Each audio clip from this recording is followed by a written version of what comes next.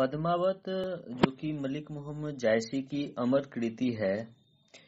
मेवाड़ राजवंश के महनीय कवि पंडित श्री नरेंद्र मिश्र जो कि वीररस के महनीय कवि है, उन्होंने महारानी पद्मिनी के इस जौहर पर उन्होंने जो लिखा है वह सुनने लायक है। विशेष रूप से उसमें गोरा बादल जैसे दो चरित्र हैं जो वीरता, शूरता, स्वामी भक्ति और अपनी मिट्टी के प्रति समर्पण के अप्रतिम प्रतिमान है। अद्भुत कविता है पद्मावत, जिसमें चित्तौड़ नरेश रतन सेन और सिंघल द्वीप की राजकुमारी पद्मावत की प्रेम कथा है। इस प्रेम कथा में लव ट्रायंगल सामने आता है, जिसमें दिल्ली के सुल्तान अलाउद्दीन खिलजी जो कि क्रूर शासक है, वो छल से रतन सिंह को कैद कर लेते हैं और उसकी पत्नी पद्मावती से शादी करने पर अड़ जाते हैं। फिर उसके बाद क्या होता है आप सबको पता है। फिर जौहर का प्रसंग होता है और इस बीच में आप लोग गौरा और बादल के बारे में जैसा कि मैं चर्चा किया हूँ, पंडित नरेंद्र मिश्र ने अपने इस कविता में गौरा और बादल के बारे में उन्होंने जो कुछ लिखा है वो हम लोग देखेंगे। उसकी शूरता वीरता की कुछ बातें हैं। तो कविता जो है कुछ इस प्रकार से है।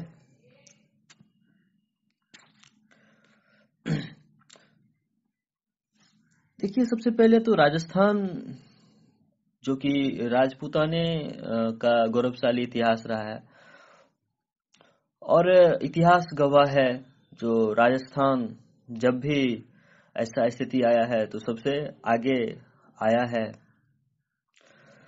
तो अद्भुत प्रसंग पद्मिनी गोरा बादल ये है। ठीक है, तो देखते हैं इस कविता को। क्योंकि ये पद्यावत जो कि मलिक मोहम्मद जायसी की सर्वश्रेष्ठ कृति है, तो इस कविता को देखा जाए। दोहराता हूँ सुनो रक्त से लिखी हुई कुर्बानी, जिसके कारण मिट्टी भी चंदन है राजस्थानी। रावल रतन सिंह को छल से कैद किया खिलजी ने। तो अब वो आए थे उनके घर पर खिलजी। एक समान संस्कार होता है, एक समान अतिथि देवो भव होता है कि पधारो, हमारे देश का संस्कार होता है। योद्धा है, अगर आपके शत्रु है, लड़ाई हुई है, उसके बाद भी संधि हुई है, वो घर तक आए हैं, तो उसी सौम्यता में महाराणा उन्हें छोड़ने गए बाहर तक और वहां उन्होंने छल पूर्वक कैद कर लिया। वहां अलाउद्दीन खिलजी ने छल पूर्वक कैद कर लिया रतन सिंह को, क्योंकि वह छली प्रजाति है, क्रूर है। तो अब महाराणा वहां कैद है और यहाँ ये प्रसंग है। रावल रतन सिंह को छल से कैद किया खिलजी ने, कालजयी मित्रों से मिलकर दगा किया खिलजी ने। खिलजी का चित्तौड़ दुर्ग में एक संदेशा आया। खिलजी ने एक संदेश भिजवाया चित्तौड़ दुर्ग में। खिलजी का चित्तौड़ दुर्ग में एक संदेशा आया, जिसको सुनकर सख्त सौर्य पर फिर अंधियारा छाया। 10 दिन के भीतर न पद्मिनी का डोला यदि आया, यदि न रूप की रानी को तुमने दिल्ली पहुंचाया, तो फिर राणा रतन सिंह का शीश कटा पाओगे और शाही शर्त न मानी तो फिर पीछे पछताओगे। ये संवाद सुनकर पूरे शोक की लहर दौड़ गई, क्योंकि राणा रतन सिंह तो वहां पे ऑलरेडी कैद है। अब पद्मावती को भेजने का जो है वो बात कर रहे हैं। पद्मावती को दिल्ली जो है बुला रहे हैं ये क्रूर खिलजी। तो फिर उसने ये धमकी भी दिया, अगर रानी को 10 दिन के भीतर दिल्ली नहीं पहुंचाओगे तो राणा रतन सिंह का शीश काट देंगे। तो दारुण संवाद लहर सा दौड़ गया रण भर में। यह बिजली की तरक छितर से फैल गया अंबर में। महारानी हिल गई, शक्ति का सिंहासन डोला था सत्य मजबूर, जुल्म विजयी स्वर में बोला था। रुष्ट हुए बैठे थे सेनापति गोरा रणधीर, जिनसे रण में भयकाती थी खिलजी की शमशीर। तो महाराणा का अद्भुत सेनापति था, अद्भुत योद्धा था, जिनसे पूरा खिलजी वंश सारे आतताई डरते थे। सेनापति गोरा और उसके भतीजे थे बादल। जो वीरता के अप्रतिम प्रतिमान है। जब ये प्रसंग हुआ, महारानी को शीशे में दिखा दिया जाएगा खिलजी को, क्योंकि खिलजी अड़ा हुआ था, हमको रानी को देखना है। अब कोई मेहमान घर में आया है, अगर उसका कुछ डिमांड होता है तो उसको तो पूरा करना होता है। तो ये था जो आपको फेस टू फेस तो नहीं दिखाया जाएगा रानी पद्मावती को, खिलजी के सामने। बस ये हुआ जो आईना में दिखा दिया जाएगा। तो इस बात पर घोड़ा नाराज हो गए, बोले मैं सेनापति हूं और मेरा बोलने का अधिकार नहीं है, पर यह संभव नहीं है, कोई व्यक्ति ऐसे भी क्यों देखे। तो राणा रतन सिंह ने सुनते ही कहा, तुम राजनीति नहीं जानते हो, हर समय तलवार निकाल लेते हो, चलो। तो इससे नाराज होकर गोरा बादल किला छोड़कर चले गए। तो रुष्ट हुए बैठे थे सेनापति गोरा रणधीर, नाराज हो गए, जिनसे रण में भय खाती थी खिलजी की शमशीर। और गोरा बादल जैसे ही गए, उसके साथ और भी योद्धा चले गए किला छोड़ के। अन्य अनेकों मेवाड़ी योद्धा रण छोड़ गए थे, रतन सिंह के संध नींद से नाता तोड़ गए थे। ये जो संध कर रहा था, उसको दिखा रहा था खिलजी को शीशे में ही सही, तो रतन सिंह के संध नींद से नाता तोड़ गए थे ये सारे सेनापति लोग, गोरा बादल। पर रानी ने प्रथम वीर गोरा को खोज निकाला। तो अब ये स्थिति, वस्तु स्थिति ऐसी है, जो राणा रतन सिंह वहां कैद है, अब गोरा बादल सेनापति भी वहां नहीं है, रानी यहाँ अकेले है, अब क्या किया जाए। तो पर रानी ने प्रथम वीर गोरा को खोज निकाला, वन वन भटक रहा था मन में लिए तिरस्कार की ज्वाला। तो यह प्रसंग है, महारानी स्वयं घोड़े पर सवार होकर अपने अंगरक्षिकाओं को लेकर जंगल जंगल ढूंढती है, और एक जगह उसने एक पेड़ के नीचे गोरा को देख लिया जो कि तलवार लिए वहां पे था। तो रानी ने प्रथम वीर गोरा को खोज निकाला, वन वन भटक रहा था मन में लिए तिरस्कार की ज्वाला। गोरा से पद्मिनी ने खिलजी का पैगाम सुनाया, मगर वीरता का अपमानित ज्वार नहीं मिट पाया। तो दुखी थे और उसको बेइज्जती फील हुआ था, इंसल्ट फील हुआ था वहां से महल से, इसीलिए वो नाराज थे गोरा। तो मगर वीरता का अपमानित ज्वार नहीं मिट पाया। बोला मैं तो बहुत तुच्छ हूँ, राजनीति क्या जानूं, निर्वासित हूँ राज मुकुट की हट कैसे पहचानूं। वो बोला मैं क्या कर सकता हूँ, मुझे तो राजनीति नहीं आती है। घोड़ा कहता है मुझे तो राजनीति नहीं आती है, निर्वासित हूँ, वहां से निकाल दिया गया हूँ, राज मुकुट का क्या राजा का हट होता है, वो कैसे पहनाऊं, वो कैसे पहचानूं। तो वो नहीं मान रहे थे गोरा। तब पद्मिनी क्या करती है, बोली पद्मिनी समय नहीं है वीर क्रोध करने का, अगर धरा की आन मिट गई घाव नहीं भरने का। दिल्ली गई पद्मिनी तो पीछे पछताओगे, जीते जी रजपूती कुल को दाग लगा जाओगे। राणा ने जो किया कह दिया वो माफ करो सेनानी, यह कहकर गौड़ा के कदमों पर झुकी पद्मिनी रानी। तो मेवाड़ राजवंश की आभा, मेवाड़ राजवंश की शान, आन बान शान जो सेनापति के चरणों में झुक गई। अब क्या होगा, यह कहकर गौड़ा के कदमों पर झुकी पद्मिनी रानी, यह क्या करती हो। गौड़ा पीछे हटकर बोला, और राजपूती गरिमा का फिर धधक उठा था सोला। महारानी हो तुम सिसोदिया कुल की जगदम्बा हो, प्राण प्रतिष्ठा एक लिंग की ज्योति अग्निगंधा हो। जब तक घोड़ा के कंधे पर दुर्जय शीश रहेगा, महाकाल से भी राणा का मस्तक नहीं कटेगा। तुम निश्चिंत रहो महलों में, देखो समर भवानी, और खिलजी देखेगा केसरिया तलवारों का पानी। राणा के सकुशल आने तक गोरा नहीं मरेगा। उसने ये वादा किया, तुम निश्चित होके जाओ, और जब तक घोड़ा के कंधे पर ये शीश रहेगा, ये सर रहेगा, तब तक साक्षात देवों के देव महादेव महाकाल भी आ जाए तो राणा का मस्तक नहीं काट पाएंगे। तो राणा के सकुशल आने तक गौरा नहीं मरेगा, एक पहर तक सर कटने पर धर युद्ध करेगा। एक लिंग की शपथ महाराणा वापस आएंगे। गौरव कह रहे हैं, एक लिंग की शपथ महाराणा वापस आएंगे, महाप्रलय के घोर प्रबंधन भी न रोक पाएंगे। शब्द शब्द मेवाड़ी सेनापति का था तूफानी, शंकर के डमरू में जैसे जागी वीर भवानी, जिसके कारण मिट्टी भी चंदन है राजस्थानी। दोहराता हूँ सुनो रक्त से लिखी हुई कुर्बानी, जिसके कारण मिट्टी भी चंदन है राजस्थानी। अब उधर खिलजी इंतजार में था जो पद्मिनी आएगी, क्या संदेश आता है। खिलजी मचला था पानी में आग लगा देने को, पर पानी प्यासा बैठा था ज्वाला पी लेने को।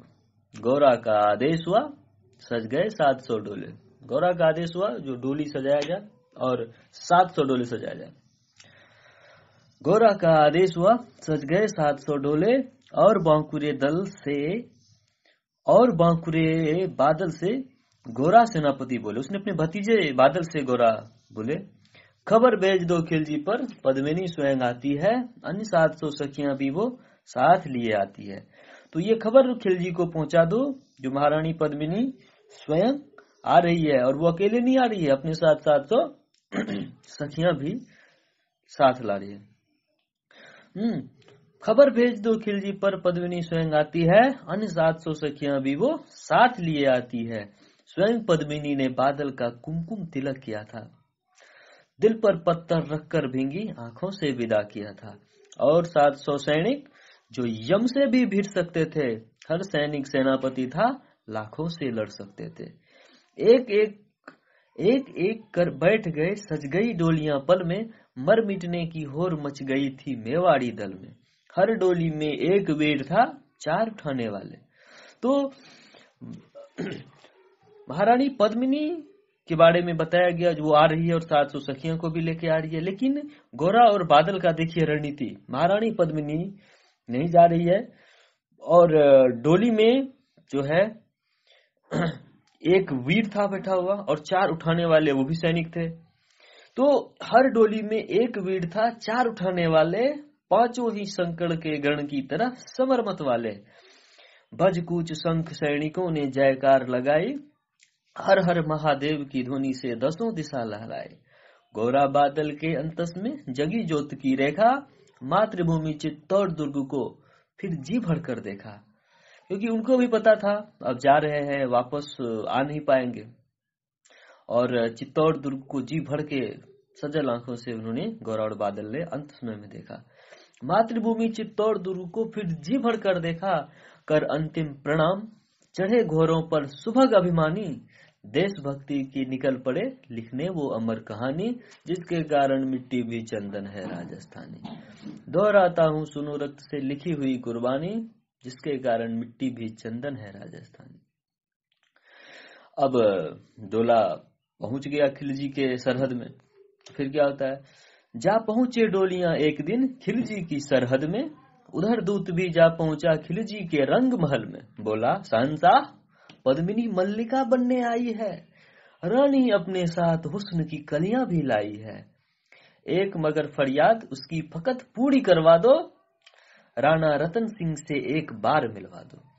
तो इन्होंने ये शर्त रखी, जो महाराणा रतन सिंह से पहले मिलेंगे रानी पद्मावती, उसके बाद अलादीन खिलजी के पास जाएंगे। तो बस एक फरियाद था जो कि खिलजी के पास उस फरियाद को पहुंचाया गया। तो मगर फरियाद उसकी फकत पूरी करवा दो, राणा रतन सिंह से एक बार मिलवा दो। जो राणा सिंह अभी वहां पे खिलजी के महल में कैद है।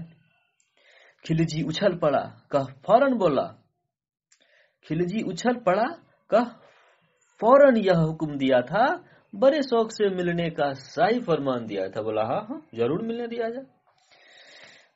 वह शाही फरमान दूत ने गोरा तक पहुंचाया, गोरा झूम उठे क्षण बादल को पास बुलाया। और ये समाचार जैसे ही गोरा को मिला, ठीक है, उसके सेनापति ने फरमान दे दिया जो नहीं आप मिल सकते हैं, आपकी रानी जो पद्मिनी है वो मिल सकती है राणा रतन सिंह से। तो गोरा झूम उठे क्षण बादल को पास बुलाया, और गोरा ने अपने भतीजे बादल को तुरंत अपने पास बुलाया और बोले बेटा वक्त आ गया, बेटा वक्त आ गया, अब काट मरने का, मातृभूमि मेवाड़ धरा का दूध सफल करने का यह लोहार पद्मिनी भेष में बंदी गृह जाएगा। केवल 10 डोलियां लिए गोरा पीछे ढाएगा। यह बंधन काटेगा, हम राणा को मुक्त करेंगे। घुड़सवार उधर आगे की खीर तैयार कर रहेंगे। जैसे ही राणा आए वो सब आंधी बन जाए और उन्हें चित्तौड़ दुर्ग पर वो सकुशल पहुंचाए। तो ये प्लान बन गया। जो पद्मिनी के भेष में, पद्मिनी तो आई नहीं है, पद्मिनी के भेष में जो डोली में बैठी हुई है उसके साथ में जो है कुछ लोग जाएंगे, ठीक है। और अंदर में सिर्फ 10 डोली को भेजा जाएगा, जिसमें कि एक लोहार भी है। वो क्या करेगा, बंधन को काटेगा। जो कि राणा रतन सिंह को जंजीरों में बांध दिया गया होगा, उनका बंधन को काटेगा, ठीक है, उस वो लोहार, और राणा को मुक्त किया जाएगा। और ये प्लान तैयार हो गया। ये भी कंडीशन आया, अगर भेद खुल जाएगा तो क्या होगा। तो फिर आगे क्या है, क्या लिखते हैं पंडित नरेंद्र जी, अगर भेद खुल गया वीर तो पल की देर न करना। गौरा कह रहे हैं अगर भेद खुल गया वीर तो पल की देर न करना, और शाही सेना पहुंचे तो बढ़कर रण करना। राणा जाए जिधर शत्रु को उधर न बढ़ने देना। राणा को लेके जिधर से हम निकलेंगे उधर शत्रु को बढ़ने मत देना। राणा जाए जिधर शत्रु को उधर न बढ़ने देना, और एक यवन को भी उस पथ पांव न धरने देना। मेरे लाल लाडले बादल, अपने भतीजे को कह रहे हैं गौरा, मेरे लाल लाडले बादल आन न जाने पाए। तिल तिल कट मरना मेवाड़ी मान न जाने पाए। ऐसा ही होगा काका, राजपूती अमर रहेगी। और भतीजा जवाब दे रहा है ऐसा ही होगा काका, राजपूती अमर रहेगी। राजपूती मीन्स वो महारानी पद्मिनी। काका राजपूती अमर रहेगी, बादल की मिट्टी में भी गौरव की गंध रहेगी। और फिर आ बेटा बादल, सीने से तुझे लगा लूं। और दोनों चाचा भतीजा अंत बार गले मिलते हैं। तो फिर आ बेटा बादल, सीने से तुझे लगा लूं, हो ना सके शायद अब मिलन, अंतिम लार लगा लूं। यह कहकर बाहों में भरकर बादल को गले लगाया। धरती कांप गई, अंबर का अंतस मन भर आया। सावधान कह पुनः पथ पर बढ़े गौरा सेनानी, पूछ लिया झट से बढ़कर के बूढ़ी आंखों का पानी। और आंखों में आंसू आ गया था, क्योंकि अंत बार गले मिल रहा था, क्योंकि उनको भी पता था क्या होना है। और आंसू झट से पूछ लिया, कहीं दिल कमजोर न हो जाए। पूछ लिया झट से बढ़कर के बूढ़ी आंखों का पानी, जिसके कारण मिट्टी भी चंदन है राजस्थानी। दोहराता हूँ सुनो रक्त से लिखी हुई कुर्बानी, जिसके कारण मिट्टी भी चंदन है राजस्थानी। अब देखते हैं कैसे घोड़ा और बादल इस प्लान को अंजाम दे रहे हैं। गोरा की चातुरी चली, राणा के बंधन काटे। उधर राणा को जो जंजीर से बांधा गया है, वहां पे घोड़ा है, वहां पे वो बंधन कटवा रहे हैं। घोड़ा की चातुरी चली, राणा के बंधन काटे। छांट छांट कर शाही पहरेदारों के सर काटे। लिपट गए घोराट से राणा, गलती पर पछताए। सेनापति की नमक हलाली देख नयन भराए। अब गौरा को वहां देख के राणा रतन सिंह को बहुत ज्यादा ग्लानि हुआ, बहुत पछतावा हुआ। और वो जो पहले इनको नमक हलाल कह के निकाले थे वहां से, अब नयन भर आया रतन सिंह का। सेनापति की नमक हलाली देख नयन भर आए, पर खिलजी का सेनापति पहले ही संकित था। खिलजी के सेनापति को शंका जरूर हो गया था, दाल में कुछ काला तो है। पर खिलजी का सेनापति पहले से ही संकित था। वह मेवाड़ी चट्टानी वीरों से आतंकित था। जब यह मिलन लखा समझ पद्मिनी नहीं आई, उनको पता चल गया पद्मिनी नहीं आई। जब यह मिलन लखा समझ पद्मिनी नहीं आई है, मेवाड़ी सेना खिलजी की मौत साथ लाई है। खिलजी को मारने आया है, पद्मिनी नहीं आई है। ये लोग प्लान के साथ आए हैं, उनको पता चल गया उनके सेनापति को। तो पहले से तैयार सैन्य दल को उसने ललकारा। निकल पड़ा तिथि दल का, बजने लगा नगाड़ा। दृष्टि फिरी गौड़ा की, राणा को समझाया। रण मत वाले को रोका जबरन, चित्तौड़ पठाया। राणा चले तभी शाही सेना लहरा कर आए। खिलजी की लाखों नंगी तलवारें परी दिखाई। खिलजी ललकारा दुश्मन को भाग न जाने देना, और खिलजी कहता है दुश्मन को भागने मत देना। रतन सिंह का शीश काटकर ही वीरों दम लेना। टूट पड़ो मेवाड़ी शेरों, बादल सिंह ललकारा। उधर से बादल भी कहता है टूट पड़ो मेवाड़ के शेरों, बादल सिंह ललकारा। हर हर महादेव का गर्जा, नभ भेदी जयकारा। निकल डोलियों से मेवारी, बिजली लगी चमकने। एकदम डोली से जितना भी सैनिक सब था सब निकल गया बाहर। जो 4 वो कंधा दे के लाया था और अंदर में जो एक बैठी थी, एक एक डोली पे 5। तो निकल डोलियां से मेवाड़ी, बिजली लगी चमकने, काली का खप्पड़ भरने, तलवारें लगी खटकने। राणा के पथ पर शाही सेना तनिक बढ़ा था। राणा के रास्ते पर थोड़ा सा ही उसका सैनिक आगे बढ़ा था, खिलजी का। राणा के पथ पर शाही सैनिक तनिक बढ़ा था, पर उस पर तो घोड़ा हिमगिरी सा अड़ा खड़ा था। हिमालय की तरह वहां पे घोड़ा अपने खड़ा था। कहा जफर से, एक कदम भी आगे ना बढ़ सकोगे। उनका जो सेनापति था जफर, उनको कहा, खिलजी का जो सेनापति जफर था, उनको ये कहते हैं गौरा, कहा जफर से, एक कदम भी आगे ना बढ़ सकोगे। यदि आदेश न माना तो कुत्ते की मौत मरोगे। रतन सिंह तो दूर ना, उसकी छाया तुम्हें मिलेगी। दिल्ली की भीषण सेना की होली अब भी जलेगी।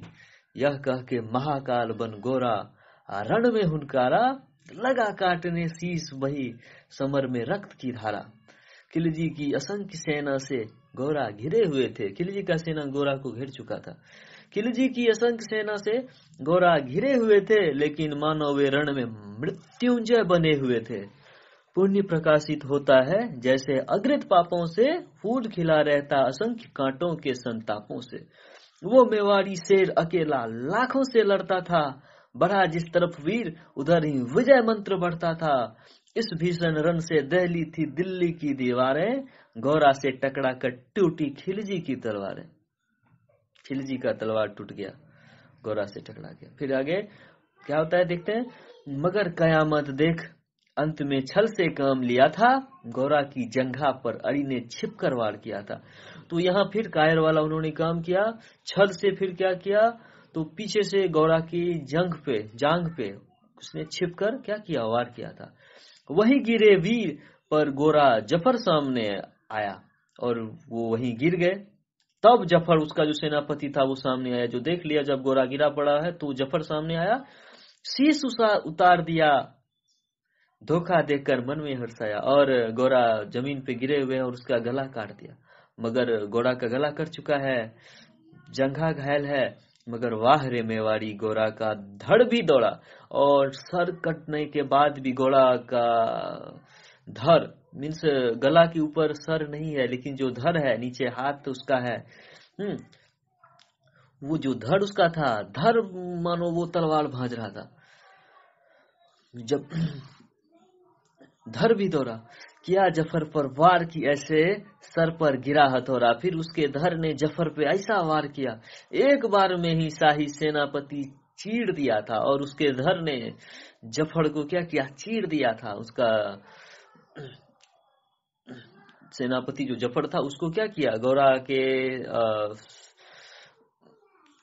गौरा का धड़ जो है अलादीन के सेनापति को चीर दिया था। जफर मोहम्मद को केवल धड़ से निर्जीव किया था, काट दिया उसको भी। सर नहीं है, मुंडी नहीं है, तब भी उसका धड़ चल रहा था। जो ही जफर कटा, शाही सेना का साहस लर्जा, काका का धड़ लख बादल, सिंह महारुद्र सा गरजा। और उधर अपने काका को घायल देख के बादल वो महारुद्र सा गरजा, अरे कायरों नीच बांगड़ों, छल में रण करते हो, किस बूते पर जवान मर्द का दम भरते हो। यह कहकर बादल उस क्षण बिजली बन करके टूटा था, मानो धरती पर अंबर से अग्नि सिरा छूटा था।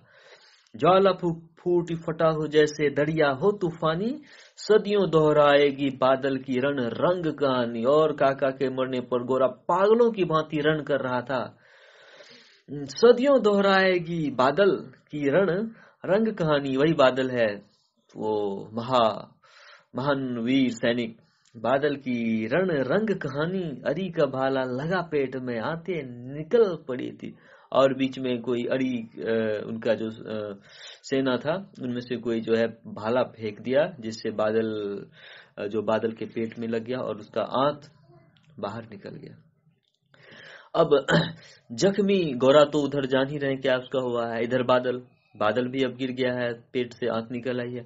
जख्मी बादल पर लाखों तलवारें खींच खड़ी थी, कसकर बांध लिया आंतों को केसरिया पगड़ी से। और जो आंत निकल गया था उसको पगड़ी से बांध लिया, अपने पेट को कसकर बांध लिया आंतों को केसरिया पगड़ी से। रणचक डिगा न वो प्रलयंकर सम्मुख मृत्यु खड़ी से। अब बादल तूफान बन गया था, शक्ति बनी फौलादी। अब बादल तूफान बन गया, शक्ति बनी फौलादी, मानो खप्पर लेकर रण में लड़ती हो आजादी। उधर वीरवर गोरा का धड़ अर्दल काट रहा था। उधर गोरा का जो धड़ है, ठीक है, उसका हाथ अभी भी चल रहा है, गर्दन के ऊपर सर नहीं है, लेकिन उसका हाथ अभी भी चल रहा है, वो अर्दल काट रहा है दुश्मन की सेना को। और इधर बादल लाशों से बूदल पाट रहा था। इधर बादल भी एकदम लाश बिछा रहा था। आगे पीछे दाएं बाएं जमकर लड़ी लड़ाई। उस दिन समर भूमि में लाखों बादल पड़े दिखाई, और ऐसा लग रहा था वहां लाखों बादल है, और हर तरफ जो है एकदम बादल ही बादल दिखाई पड़ता था। उसके जो सैनिक थे सब एकदम पूरा जी जान से लड़ रहे थे। मगर हुआ परिणाम अंत में वही की जो होना था। उसको तो कण कण अड़ियों के सोन ताम धोना था। अपने सीमा में बादल सकुशल पहुंच गए थे, और बादल जो है अपने सीमा में पहुंच गए थे। गोरा बादल तिल तिल का रण में खेत गए थे, और गोरा और बादल दोनों खत्म हो गए अपने सीमा में। ये जो बादल सकुशल, ये यहाँ पे क्या होगा, अपने सीमा में राणा सकुशल पहुंच गए थे, और तब तक राणा जो है, राणा रतन सिंह, वो अपनी सीमा में पहुंच गए थे। लेकिन इधर गोरा और बादल तिल तिल का रण में खेत गए थे, ये दोनों शहीद हो गए। एक एक कर मिटे सभी मेवाड़ी वीर सिपाही, रतन सिंह पर लेकिन रंचक आंच न आने पाए। गोरा बादल के शव पर भारत माता रोई थी, उसने अपनी दो प्यारी ज्वलंत मलियां खोई थी। धन्य धरा मेवाड़, धन्य गोरा बादल अभिमानी, जिसके बल से रहा पद्मिनी का सतीत्व अभिमानी, जिसके कारण मिट्टी भी चंदन है राजस्थानी। दोहराता हूँ सुनो रक्त से लिखी हुई कुर्बानी, जिसके कारण मिट्टी भी चंदन है राजस्थानी। तो इस प्रकार मलिक मोहम्मद जायसी ने बहुत ही अनुपम उनकी ये जो कृति है, वो प्रेम की पीड़ के कवि माने जाते हैं, और उनका ये रचना जो है अमर हो गया। तो क्लास 12th में भी ये मलिक मोहम्मद जायसी का ये करबक कविता है, जिसमें उन्होंने इसी कविता मीन्स ये जो कथा काव्य है पद्मावत, इसके बारे में उन्होंने लिखा है। धन्यवाद।